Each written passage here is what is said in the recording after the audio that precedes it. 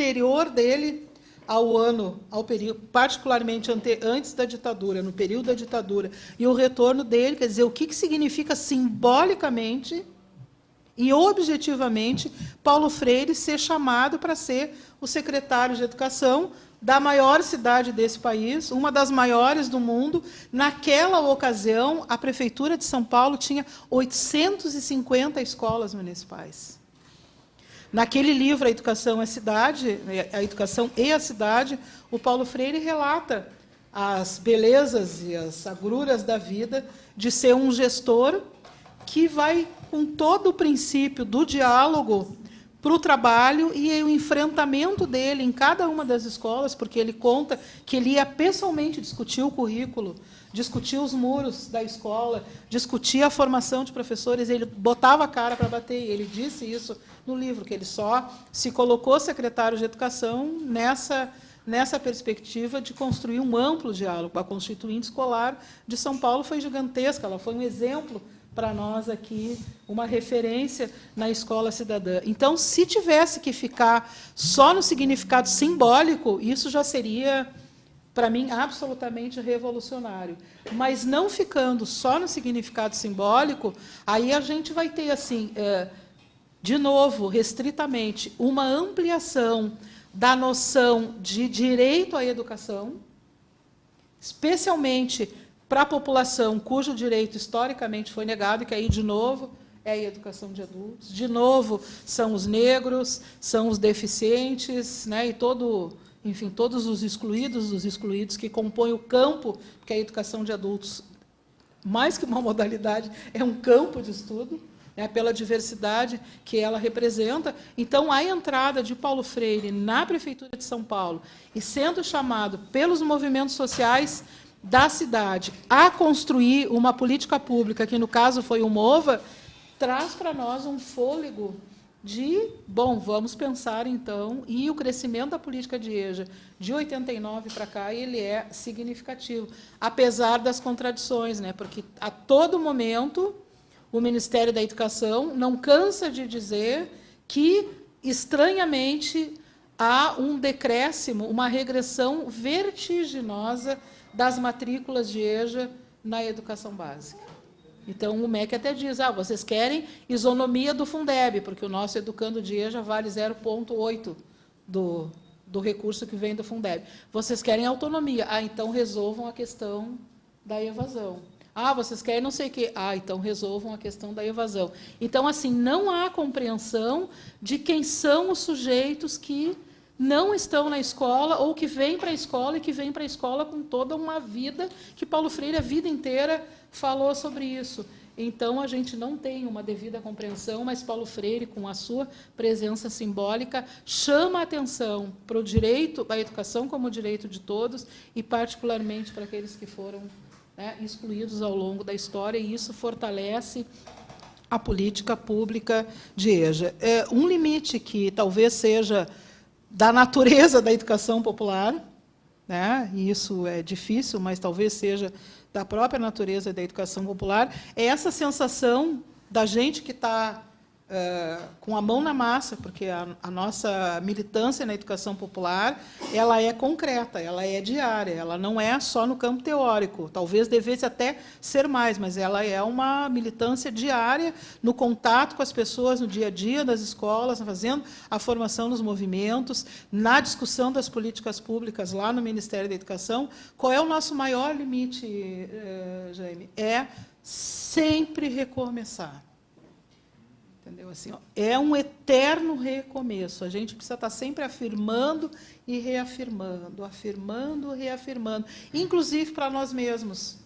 O ano passado aconteceu em Goiânia o 10º Encontro Nacional de Educação de Jovens e Adultos, que a gente, portanto, há 14 anos, realiza os ENEJAs. Coube a minha fala de abertura desse encontro nacional, e a chamada era a educação popular e Freire nas práticas da educação de adultos. Eu me dei o trabalho de olhar, de ler com lente de aumento os 13 relatórios dos ENEJAs anteriores, os quais eu participei de todos. Então, eu também não me dei conta. A meia-culpa está posta. não aparece educação popular ou algo semelhante na maior parte dos relatórios dos ENEJAs. Em compensação, o conceito de educação ao longo da vida, que inclusive diverge, dependendo do ponto de vista do de educação popular, aparece em quase todos os ENEJAs. Aí a gente se pergunta, mas vamos combinar que... Quer dizer, nem para nós mesmos a gente está... Né? Bom, aí o relatório do 14º, então, fala de educação popular do início ao fim, ou seja, essa necessidade da gente estar sempre chamando atenção, ela é um eterno recomeço, a gente precisa ser incansável nessa militância mesmo, nessa luta cotidiana de estar afirmando os espaços. A própria Ministério da Educação, para fechar, no ano passado, realizou por, digamos assim, demanda da própria Unesco, do Timothy, que foi um dos nossos secretários da CECADI, organizou 2 seminários sobre educação ao longo da vida. E aí a gente foi para lá, né? Para a EJA. Não, vamos... Bom, aí a gente ouviu das pessoas o seguinte, o Zé, eu acho que estava nessa reunião lá na Secretaria da Presidência. Nós vamos utilizar o conceito de educação ao longo da vida, porque o conceito de educação popular incomoda muita gente. Lembra, Zé? Então, a coisa é muito mais complicada do que a gente poderia imaginar. E, por fim, só corroborando com isso que o Zé disse, nesse momento eu estou fazendo uma formação no município de Xangri-Lá, aqui no litoral norte, que é de implantação da EJA integrada, ensino fundamental, educação profissional, ensino fundamental pela prefeitura e educação profissional, uma parceria com o Instituto Federal de Osório, com 2 cursos de formação profissional, e com o SENAC de Tramandaí, com 8 cursos de formação profissional. E aí a gente está fazendo a formação continuada desses 9 professores, é uma escola municipal apenas. E a dificuldade, ela bate em todas as situações. Agora, a nossa peleia é com a secretária da escola, que se nega a fazer matrícula todos os dias. Ela disse, não é assim que funciona. Como não é assim que funciona? Aonde que está escrito que tem que marcar um dia para as pessoas poderem ser matriculadas na escola, para as pessoas poderem chegar na escola e serem acolhidas na escola? Então, assim, sabe, isso parece uma firula, mas é a ponta de um iceberg que esconde uma realidade que ainda... Então, assim, já que a gente está num ambiente acadêmico, com um conjunto de universidades do Rio Grande do Sul, que são referência aí, para o Unila Salle, Unisc, enfim, Fevale, etc., qual é o lugar da educação popular, para além de nós aqui, né? Que é muito bom a gente estar fazendo isso que a gente está fazendo, porque nós precisamos nos fortalecer, a gente tem que encontrar os nossos pares para seguir na luta, né? Porque senão, às vezes, fica difícil. Era isso. Eu vou ter que sair. Eu vou deixar para vocês aqui um documento precioso, que é a tal entrevista do Paulo Freire. Se puder colocar no portal, também coloca. Deixa eu falar um negócio, Zé. Balduino, lembra que uma vez a gente queria escrever um livro com essas 4 vindas do Paulo Freire aqui. Tu lembra que eu te disse que eu ia atrás, lá na SMED, da fita VHS, da fala dele no Tesourinha. Eu não lembro se eu te falei isso, mas acho que sim, eu fui, viu, Zé? Eu fui lá na SMED, na videoteca, passei um dia inteiro lá com o pessoal da videoteca. Este vídeo não existe lá. E eu não levei para casa. Não eu vou ter que sair, gente, mas me tem esse vídeo? Não, eu tenho o vídeo da fala dele de 86. Tesourinha não tem. Pois é, então não sei que fim levou isso. Eu tenho essa entrevista e a fala de 86. Isso serviu de lição, porque depois... Só que a fala de 86 ainda tem naquele vídeo antigo, né?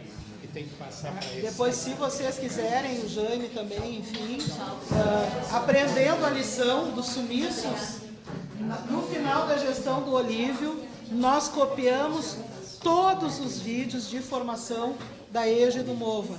Todos. Paulo Freire não estava vivo, ele não está lá. Mas, enfim, todas as grandes referências na área, a gente tem cópia de absolutamente tudo, porque aí a gente levou para casa, né, as cópias. Senão, ia sumir também. Então, se um dia vocês quiserem, A gente pega os CDs, vocês levam para a universidade, fazem a cópia e... Eu acho que aqui o Danilo tem, vocês também estão sobre tem o arquivo, né, do orçamento participativo, acho que seria interessante, uma cópia desse material também, que era mais os materiais que o Danilo montou aqui, a partir da Ilha Charão, era mais a questão do movimento do OP mesmo, mas essa questão da constituinte escolar no governo Olívio, do orçamento participativo dentro das escolas, acho que seria interessante. Esse material que você tem. Do Nova, eu tenho todo o material copiado. Da Constituinte, provavelmente alguém deva ter. A gente pode... Deixa eu ver, já que ele falou em arquivo, lembram que foi, não sei se foi votado aqui, mas foi dito que deveria haver um lugar, porque senão temos muita coisa dispersa. E aquela ocasião achamos que o melhor lugar, e até o Danilo nos levou, a uma sala, tudo ali com estantes, etc., onde todos nós temos alguma coisa que gostaríamos que fique para muitos. Então, é aqui na Unicinos que achamos.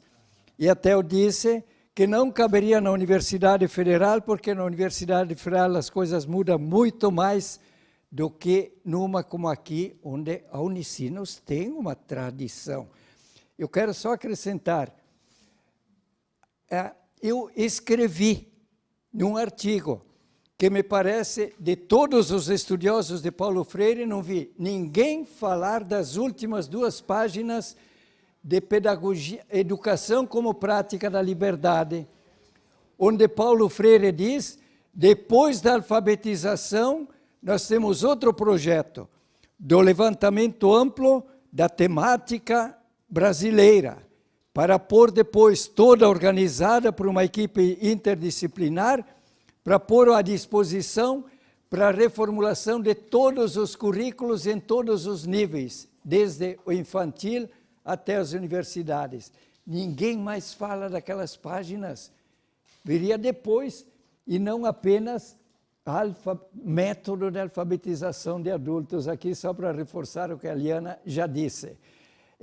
Eu acho que, então, esse aspecto de o que nós temos e que pode ser documentado, a Unicinos é que vai ser o nosso arquivo. Obrigado. Bom, lamentavelmente nós temos que encerrar, maravilhoso, mais uma vez agradecendo, né, a presença dos professores Liana e Zé Clóvis. O intervalo, então, para o almoço, retornamos. Antes de sair, com relação a isso que o Balduino está falando, dá uma olhada, Xana, né? Então, Sharon, dá uma olhada aí no portal, inclusive com os subsídios do Ministério da Educação, da SECADI, foi criado, eu não acompanhei essa discussão, porque ela é uma discussão onde a academia tem a responsabilidade, mas foi criado por decreto do Ministério da Educação, e, portanto, tem recurso para isso, os núcleos de referência de educação de jovens e adultos. Inicialmente, foram construídos 5 núcleos, um em cada região.